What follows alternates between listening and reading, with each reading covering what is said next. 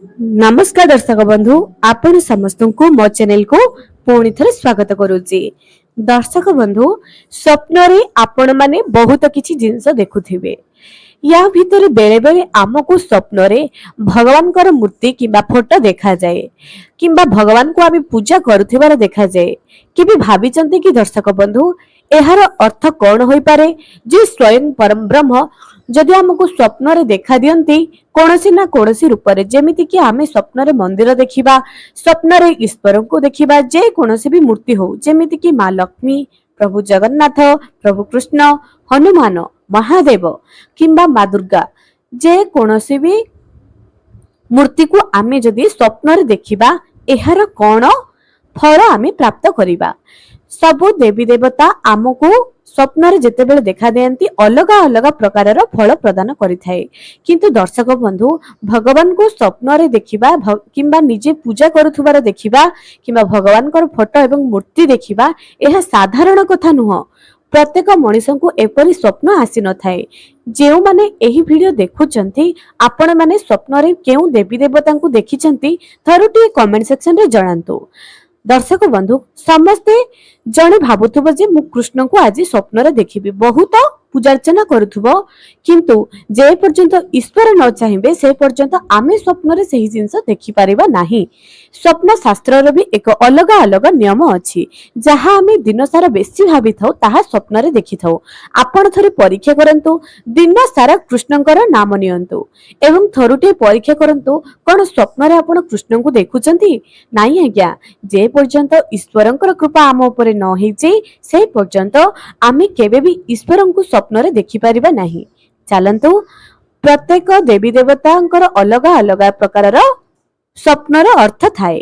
ता आगुरु मोर प्रिय दर्शक मानकु मु अनुरोध करबी जे जदि ए पर्यंत मो चैनल को सब्सक्राइब करि नाहंती निहाती सब्सक्राइब करंतु पाखरे थिबा बेल आइकन को क्लिक करी वीडियो को गोटे लाइक टे करि दियंतु।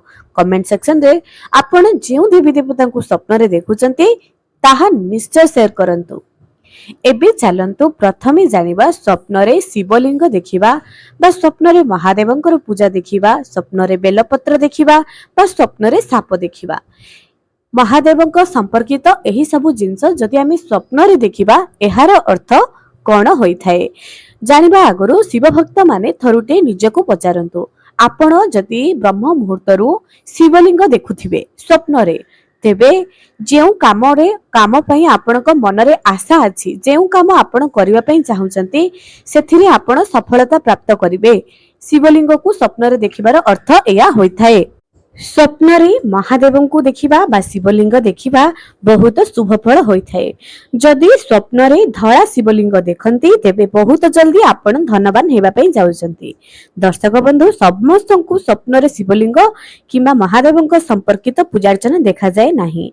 आगरु भी कहिछि जे ईश्वरंकर कृपा जहा ऊपर थिबो ताकू ही स्वप्न रे भगवानकर फोटो मूर्ति किंबा मंदिर देखा जांती।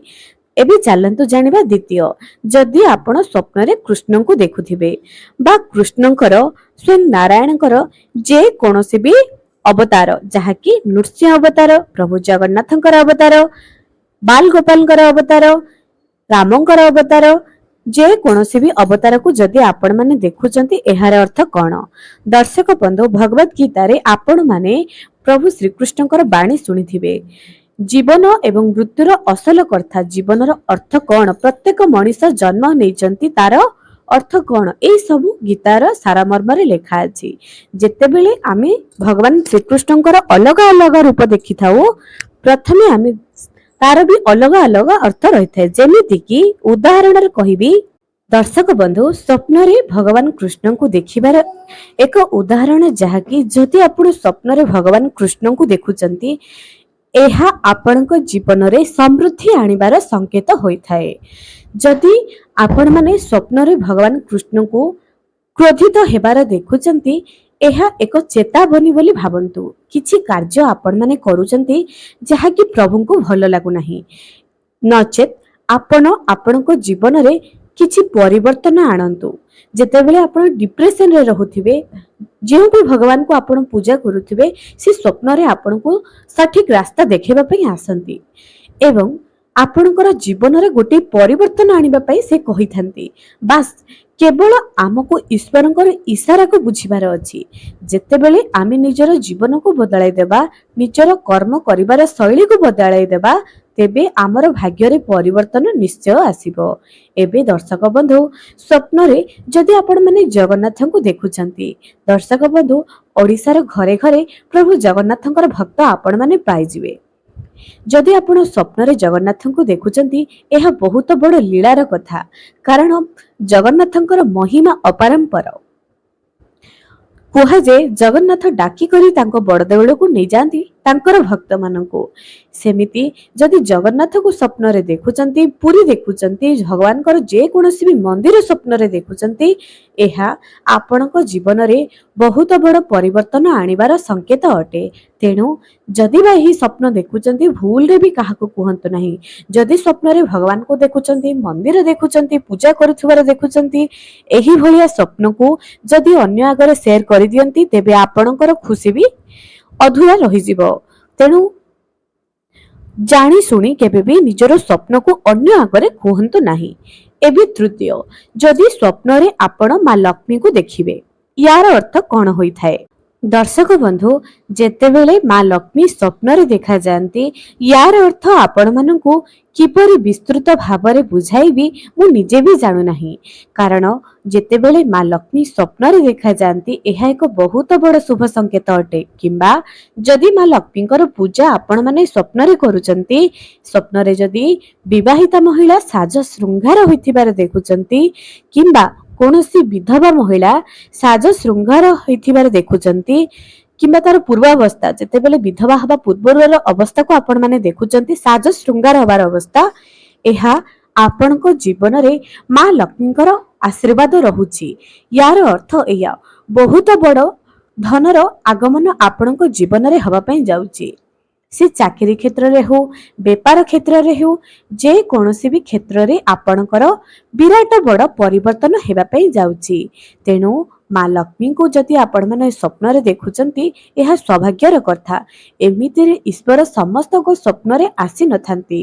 ସେହି ବ୍ୟକ୍ତି ବହୁତ ଭାଗ୍ୟବାନ ଯେ କି ଈଶ୍ୱରଙ୍କୁ ଦେଖୁଛି। ଯେଉଁମାନେ ସ୍ୱପ୍ନରେ ଈଶ୍ୱରଙ୍କୁ ଦେଖୁଛନ୍ତି, ୟାର ସଂକେତ ଯଦି ସଂକ୍ଷେପରେ ଜାଣିବା, ଈଶ୍ୱର ବି ଆପଣଙ୍କୁ ମନେ ପକାଉଛନ୍ତି। ୟାର ଗୋଟିଏ ମାତ୍ର ସଂକ୍ଷେପର ଉତ୍ତର, ଈଶ୍ୱର ବି ଆପଣଙ୍କୁ ଭଲ ପାଉଛନ୍ତି, ଆପଣଙ୍କ ସାଙ୍ଗରେ ଅଛନ୍ତି, ସେ ବି ଆପଣଙ୍କୁ ମନେ ପକାଉଛନ୍ତି, ଆଶୀର୍ବାଦ କରୁଛନ୍ତି। ଏହା ହିଁ ହେଉଛି ଗୋଟିଏ ଲାଇନ ସଂକ୍ଷେପର ଉତ୍ତର। ଏବେ ଆମେ ଜାଣିବା ସ୍ୱପ୍ନରେ ମା ଦୁର୍ଗାଙ୍କୁ ଦେଖିବାର ଅର୍ଥ କଣ? ମା ଦୁର୍ଗାଙ୍କୁ ସ୍ୱପ୍ନରେ ଦେଖିବା କିମ୍ବା ମା ଦୁର୍ଗାଙ୍କର ଅଷ୍ଟଭୁଜା ମୂର୍ତ୍ତିକୁ ସ୍ୱପ୍ନରେ ଦେଖିବାର ଅର୍ଥ, ଆପଣଙ୍କର ଆଖପାଖରେ ଯେଉଁ ଶତ୍ରୁ ଥିଲେ ସେମାନଙ୍କର ନାଶ ହେବା ପାଇଁ ଯାଉଛି। ବହୁତ ଜଲ୍ଦି ଆପଣଙ୍କ ଘରେ ଏକ ଶୁଭ କାର୍ଯ୍ୟ ଅନୁଷ୍ଠାନ ହେବା ପାଇଁ ଯାଉଛି। ବହୁତ ବଡ଼ ପରିବର୍ତ୍ତନ ଆପଣ ନିଜ ଜୀବନରେ କରିବା ପାଇଁ ଯାଉଛନ୍ତି। ତେଣୁ ଖୁସି ରୁହନ୍ତୁ, ଈଶ୍ୱରଙ୍କୁ ସବୁବେଳେ ପ୍ରାର୍ଥନାର ସହକାରେ ଡାକିଥାନ୍ତୁ।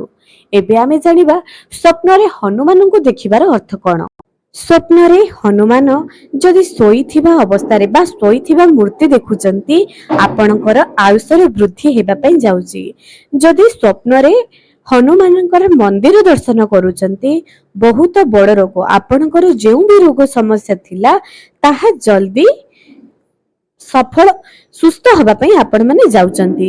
ଯଦି ସ୍ୱପ୍ନରେ ହନୁମାନଙ୍କର ପତାକା ଦେଖୁଛନ୍ତି, ସ୍ୱପ୍ନରେ ହନୁମାନ ହସୁଥିବାର ଫଟୋ କିମ୍ବା ମୂର୍ତ୍ତି ଦେଖୁଛନ୍ତି, କୋର୍ଟ କଚେରୀ ମାମଲା ଯଦି ଚାଲୁଥିଲା, ଯଦି ଆପଣଙ୍କର କୌଣସି ଜମିବାଡ଼ି ବିକ୍ରି ହେଉନଥିଲା, ଯେକୌଣସି ବି ସମ୍ପତ୍ତି ଉପରେ ଆପଣଙ୍କର ଯଦି କଷ୍ଟ ପାଉଥିଲେ, ଏହା ବହୁତ ଜଲ୍ଦି ଦୂର ହେବା ପାଇଁ ଯାଉଛି। ଏବେ ଆମେ ଜାଣିବା ସ୍ୱପ୍ନରେ ମା କାଳୀଙ୍କୁ ଦେଖିବାର ଅର୍ଥ କଣ ହୋଇଥାଏ? ସ୍ୱପ୍ନରେ ମା କାଳୀଙ୍କୁ ଦେଖିବାର ଅର୍ଥ ଏଇଆ ଯେ, ଆପଣଙ୍କ ମନ ଭିତରେ ବା ଆପଣଙ୍କ ଘରେ ଯେଉଁ ନକାରାତ୍ମକ ଶକ୍ତି ଥିଲା, ତାହା ବହୁତ ଜଲ୍ଦି ଶେଷ ହେବା ପାଇଁ ଯାଉଛି। ବହୁତ ଜଲ୍ଦି ଆପଣମାନେ ଆଧ୍ୟାତ୍ମିକତା ଆଡ଼କୁ ଅଗ୍ରସର ହେଉଛନ୍ତି। ଦର୍ଶକ ବନ୍ଧୁ, ଆଗରୁ ବି କହିଛି, ଏତେ ସହଜ କଥା ନୁହଁ ଯେ ଆମେ ସ୍ୱପ୍ନରେ ଈଶ୍ୱରଙ୍କୁ ଦେଖିବା। ଆପଣଙ୍କର ବହୁତ ବଡ଼ ଭାଗ୍ୟ ଯେ ଆପଣ ସ୍ୱପ୍ନରେ ଈଶ୍ୱରଙ୍କୁ ଦେଖୁଛନ୍ତି। ଏବେ ଦର୍ଶକ ବନ୍ଧୁ ଆପଣ ମାନେ ଭଗବାନଙ୍କୁ କଣ ସତରେ ସ୍ୱପ୍ନରେ ଦେଖୁଛନ୍ତି? ମନ୍ଦିର କିମ୍ବା ପୂଜା କରୁଥିବାର ସମୟ କିଛି ଦେଖୁଛନ୍ତି କି? ନିଶ୍ଚୟ କମେଣ୍ଟ ସେକ୍ସନରେ ଜଣାନ୍ତୁ। ଏହା ଆପଣଙ୍କ ଜୀବନରେ ବହୁତ ବଡ଼ ପରିବର୍ତ୍ତନ ଆଣିବ। ଆଜି ପାଇଁ ରହିଲି, ପୁଣି ଦେଖାହେବ ଆଗାମୀ ଏକ ସୁନ୍ଦର ଭିଡିଓରେ।